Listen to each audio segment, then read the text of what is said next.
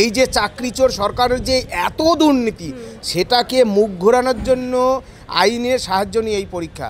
সুতরাং আমরা কোর্টের লড়াই আছি, রাস্তার লড়াই আছি, দেখা যাক আগামী দিনে কি হয়। এই যে এত কিছুর পরে পার্থ চট্টোপাধ্যায় জেলের বাইরে বেরিয়ে এলো, জয়ধ্বনি দিয়ে তাকে বাড়িতে নিয়ে যাওয়া হলো, খুব সম্ভবত শোনা যাচ্ছে তিনি ভোটে টিকিটও পাবেন, তাহলে কোথাও কি আপনাদের লড়াইটা তো ব্যর্থ হলো কি? তাহলে ব্যর্থ আর জয় এভাবে ব্যাখ্যা করা যায় না। এই ধরনের এই যে সংগঠিত দুর্নীতির বিরুদ্ধে যখন একটা লড়াই গড়ে ওঠে, তার তাৎক্ষণিক ফলাফল অনেক সময় নাও হতে পারে। তবে সিবিআই যে তদন্ত করেছিল, প্রথমার্ধে তদন্তটা ঠিক পথেই এগোচ্ছিল, কোর্ট মনিটরিং সিবিআই তদন্ত।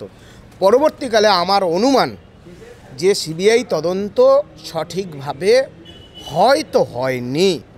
তার কারণ কোর্ট মনিটরিং যে সিবিআই তদন্ত করে আমাদের যোগ্য চাকরি ফিরল না, তাহলে এই দায় কার?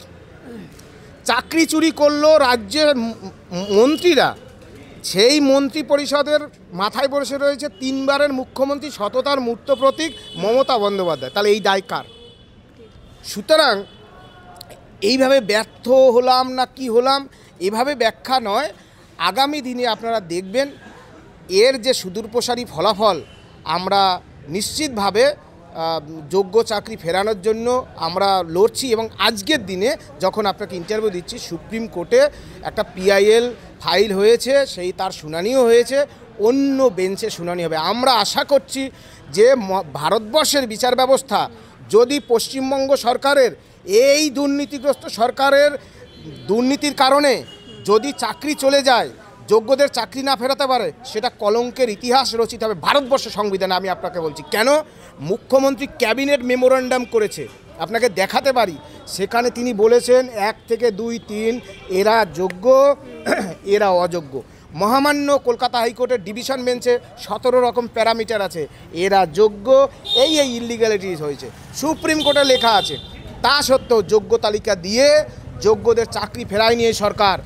এই চোরেদের বিরুদ্ধে যদি সুপ্রিম কোর্ট বিচার ব্যবস্থা যদি ব্যবস্থা গ্রহণ না করে, আমি আপনাকে আবার সচেতনভাবে বলছি, কোর্ট মনিটরিং যে সিবিআই তদন্ত, সেই তদন্তে একটা অংশের ওএমআরের ভিত্তিতে আউট অফ প্যানেল অযোগ্য তালিকা প্রকাশিত হয়েছে, তাদেরকে বেতন ফেরত দেওয়ার নিদান দিয়েছেন, তাদেরকে বিদ্যালয়ে যাওয়া বন্ধ করেছেন, টার্মিনেট করতে বলেছেন, যদিও রাজ্য সরকার করেননি। তাহলে বাকিদের চাকরি ফিরবে না কেন? এই প্রশ্নের উত্তর যদি বিচার ব্যবস্থা এদেশের মানুষকে, এদেশের জনগণকে, নাগরিককে যদি না দিতে পারে, আশ্বস্ত করতে না পারে, আমি বলবো এটা কলঙ্কের ইতিহাসটা চিত্রগুপ্ত ধীরে ধীরে লিখছে কি চলছে ভারতবর্ষে। আপনাদের চাকরি চলে যাবার পরেই মুখ্যমন্ত্রী যখন নেতাজি ইন্ডোর থেকে দাঁড়িয়ে বলেছিল যে যোগ্যদের বা যাদের কারোর চাকরি যাবে না উনি থাকতে, তারপরে সেই আপনাদের পরীক্ষা দিতে হলো, আর আজকে সেই লিস্টও বেরোলো যেখানে আপনাদের নাম নিয়ে আপনারা বারংবারই প্রমাণ করেছেন যে আপনারা যোগ্য। দেখুন, মুখ্যমন্ত্রী ভাওতাবাজি কথাবার্তা বলে। নেতাজি ইন্ডোরে কি বলেছিল? Plan ABCD। কি প্ল্যান ABCD? এখন দেখুন, আমাদের এই পরীক্ষার সাথে principal secretary of school education মাননীয় বিনোদ কুমার, তিনি চেয়েছিলেন SSC 2016 প্যানেলের যে মামলার পরিপ্রেক্ষিতে যে পরীক্ষা বা ফ্রেশ সিলেকশন আর নতুন চাকরি প্রার্থীদের আলাদা করে হোক। শোনেনি, সরকারের মুখ পুড়েছে।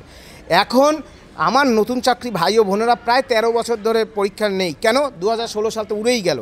তাহলে তারা 60-এ 60 অর্থাৎ 100% নম্বর পেয়েও কিন্তু চাকরি পেল না।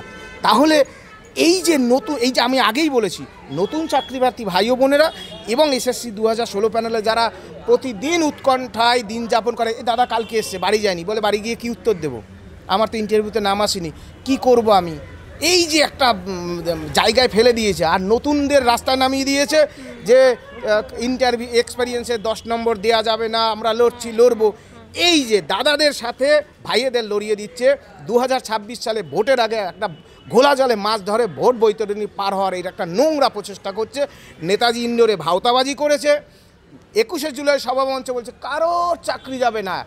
আমরা সেই দিনই বলছিলাম কেউ শুনবেন না মুখ্যমন্ত্রীর কথা, সবার চাকরি চলে যাবে, কারণ মুখ্যমন্ত্রী কেবল অযোগ্যদের বাঁচাতে যায়। কেন? টাকা দিয়েছে, টাকা নিয়ে চাকরি দিয়েছে। কেন বলছি অযোগ্যদের বাঁচাতে চায়? দেখবেন শেষ পর্যন্ত যে তালিকা বেরিয়েছে, সেই তালিকায় সুপ্রিম কোর্ট বলেছে যে আপনারা এই যে অযোগ্য, এই ছেলেটি অযোগ্য, তার নাম, তার বাবার নাম, তার রোল নম্বর, তার সাবজেক্ট, তার স্কুল ক্যাটাগরি দিয়ে এসএসসির অফিসিয়াল ওয়েবসাইটে প্রকাশ করেনি কেন? আপনি চিনতে পারবেন বলে।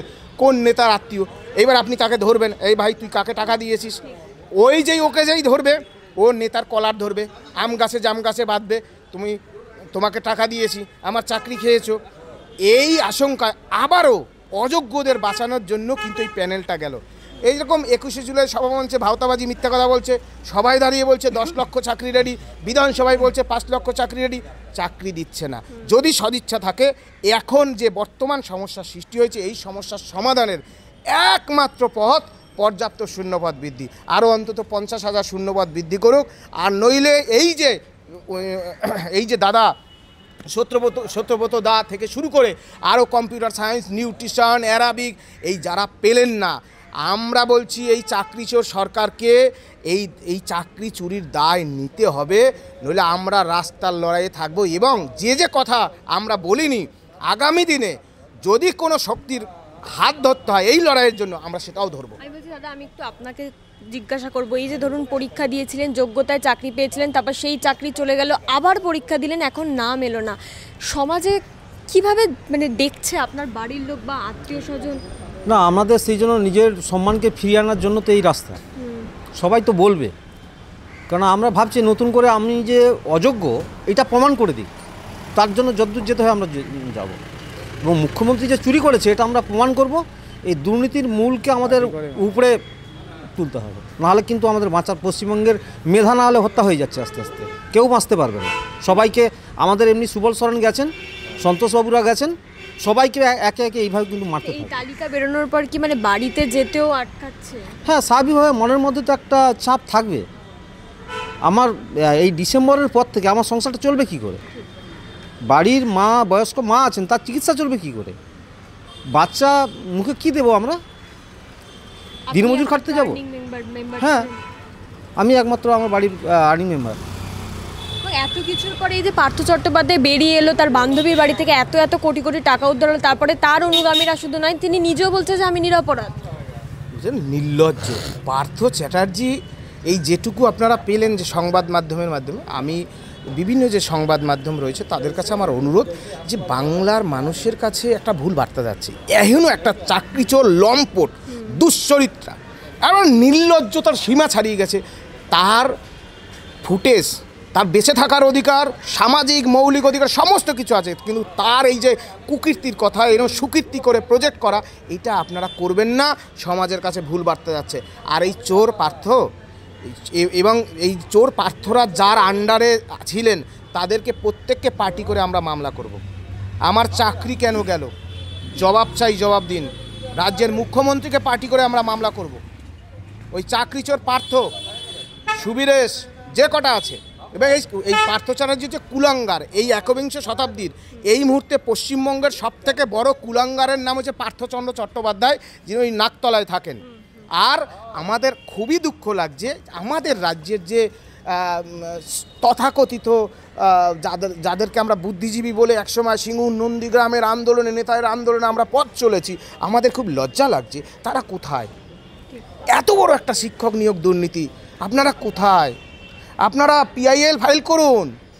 পশ্চিমবঙ্গের বিপর্যয়, এই মমতা বন্দ্যোপাধ্যায় আমাদের মাননীয় মুখ্যমন্ত্রী, তিনি পশ্চিমবাংলাকে একেবারে তলানিতে নিয়ে গেছেন। এটা কোনো রাগ ঢাকের নয়।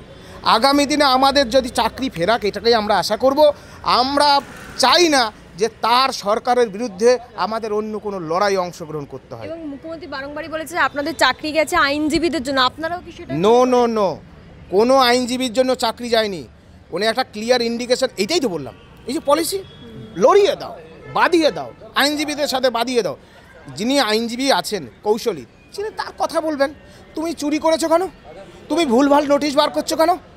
চুরিটা করলো কে? পার্থ চ্যাটার্জি জেল খাটলো কেন? সুবীরেশ, ওই চাকরি চোর সুবীরেশ কেন জেল খাটলো?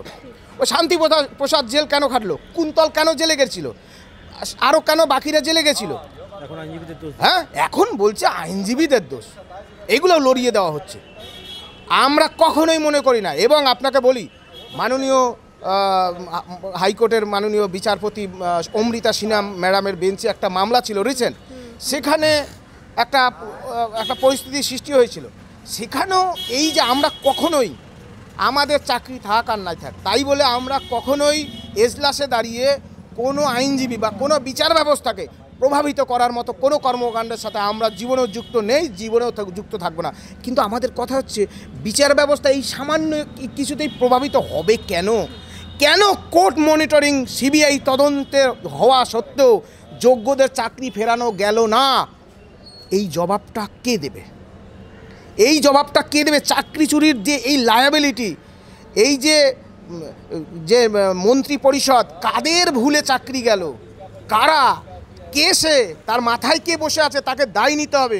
আমি তো আপনাদের আগেও বলছি, আমি যদি মুখ্যমন্ত্রী হতাম, আপনারা হয়তো বলবেন যে কি বলছে, আমি এইরকম চাকরি চুরি যেদিন হয়েছে আমি জানতে পারতাম যে এত বড় চাকরি চুরি হয়েছে, সেই দিন আমি পদত্যাগ করে দিতাম আর কান ধরে বাংলার মানুষের কাছে ক্ষমা চাইতাম যে আই অ্যাম এ পলিটিশিয়ান, মায়েরা বোনেরা আমার ভুল হয়ে গেছে, আমি এর তদন্ত করে দেখাচ্ছি। মাননীয় মুখ্যমন্ত্রীর প্রতি মানুষের আশা ছিল, সেই আশাটা জলাঞ্জলি দিয়েছে। সুতরাং আগামী দিনে আবারও বলছি খুব সচেতনভাবে যে এসএসসি 2016 প্যানেলের যোগ্যদের যদি চাকরি দিনের শেষে না ফেরে, যদি একজনও বঞ্চিত হয়, রাস্তা লড়াই থাকবে। মাননীয় মুখ্যমন্ত্রী তারও যে তিনি যে ভোট ছাড়া কিছু বোঝে না, গদি ছাড়া কিছু বোঝে না, তারও আগামী দিনে পতনের রাস্তা একেবারে ধীরে ধীরে ধীরে ধীরে দেখবেন তারও পতনের রাস্তা তৈরি হবে। আর পরিষ্কার কথা, আমরাই তৈরি করব। আমরা বলছি, আমরা যদি বিচার ব্যবস্থাকে, আমাদের নমস্কার সব বাংলার মানুষ, মায়েরা বোনেরা প্রত্যেককে, আমাদের যোগ্য চাকরি যদি এই দেশের সিবিআই প্রধান তদন্তকারী সংস্থা বিচার ব্যবস্থা যদি না ফেরায়, নমস্কার থাকবে, কিন্তু আমরাই বিচার করব। আমরাই বিচার করব। এই সরকারের জনগণই বিচার করবে, মানুষের শক্তি বিচার করবে। আমরা এখনও মরে যাইনি, সেই ভরসায় আছি। অনেক বলে আপনি ইন্টারভিউতে ডাক পাননি, আপনার পরীক্ষা খারাপ হয়েছে, অনেকে বলছিল আমি নাকি প্রশ্ন পেয়ে গেছি। এই যে ন্যারেটিভ, দুর্নীতির বিরুদ্ধে আমরা মুখে গরম লোহা নিয়ে লড়াই করছি। সুতরাং আমরা দুর্নীতির সাথে যুক্ত থাকবো, এটা হতেই পারে না, এটা অসম্ভব। এই ধরনের একটা ন্যারেটিভ তৈরি করে দিয়ে একটা অংশকে খেপিয়ে দেওয়ার চেষ্টা করছে, এটাও মমতা ব্যানার্জির সরকারের ওই আইটি সেলের একটা চক্রান্ত। সুতরাং আপনাদের মিডিয়ার মাধ্যমে বলছি, রাজ্যের মুখ্যমন্ত্রীর উপর অনেক কিছু নির্ভর করবে।